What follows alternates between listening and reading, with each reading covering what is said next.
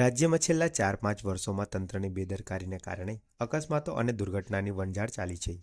મોરબીની પુલ દુર્ઘટના હોય કે રાજકોટ ટીઆરબી ગેમ ઝોન કાંડ, તંત્ર હવે દુર્ઘટનાઓ બાદ જ પોતાની જાગૃતતા દર્શાવે છે.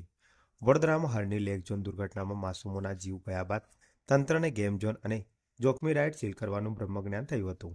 જ્યારે હવે ડીસામાં ફટાકડાની ફેક્ટરીમાં લાગેલી આગ બાદ શહેર પોલીસ ફટાકડાની દુકાનોમાં ચેકિંગ કરવા નીકળી ગઈ છે અને આ ચેકિંગને સરપ્રાઇઝ ચેકિંગ નામ આપવામાં આવ્યું છે. ડીસામાં ગેરકાયદેસર ધમધમતી ફટાકડાની ફેક્ટરીમાં વિસ્ફોટ થતાં 21 લોકો જીવતા ભૂજાઈ ગયા હતા. જે ઘટના બાદ દરેક શહેરના સ્થાનિક રક્ષકોને વિસ્તારમાં ચેકિંગ કરવાની જરૂરિયાત ઊભી થઈ છે.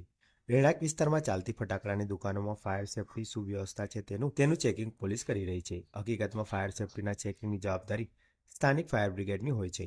ગત રોજ શહેરના રાવપુરા પોલીસે ગીજ વિસ્તારમાં ચાલતી ફટાકડાની દુકાનોમાં ફાયર સેફટીના સાધનોનું સરપ્રાઇઝ ચેકિંગ કરી ડીસાની દુર્ઘટના બાદ ફટાકડાના વેપારીઓ પણ સમજી ગયા હતા કે તેઓ પર કોઈને કોઈ રીતે તવાઈ આવવાની છે, જેથી ફાયર સેફટીની તમામ તકેદારીઓ રાખી લેવામાં આવી હતી. પણ પોલીસે દુર્ઘટના બાદ સફાળા જાગીને કરેલા ચેકિંગને સરપ્રાઇઝ ચેકિંગ નામ આપવામાં આવ્યું હતું.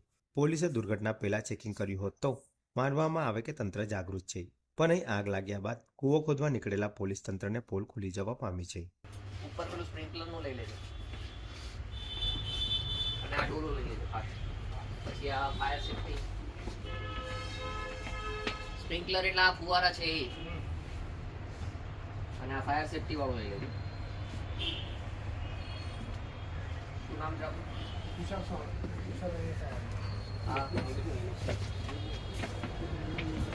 તમારું જે કોઈ લાયસન્સ છે હા તો એમાં શું છે લાયસન્સ 31/3 પતી ગયું છે. તો એને રિન્યુ માટે અરજી આપેલી છે, પૈસા ભરાઈ ગયા છે, હા. એનું એક્નોલેજમેન્ટ આપેલું છે. ઓકે આ લાયસન્સ થઈ ગયું. ફાયર એનઓસી તો ફોટા પાડી લેજો. ફોટા પાડી લેજો.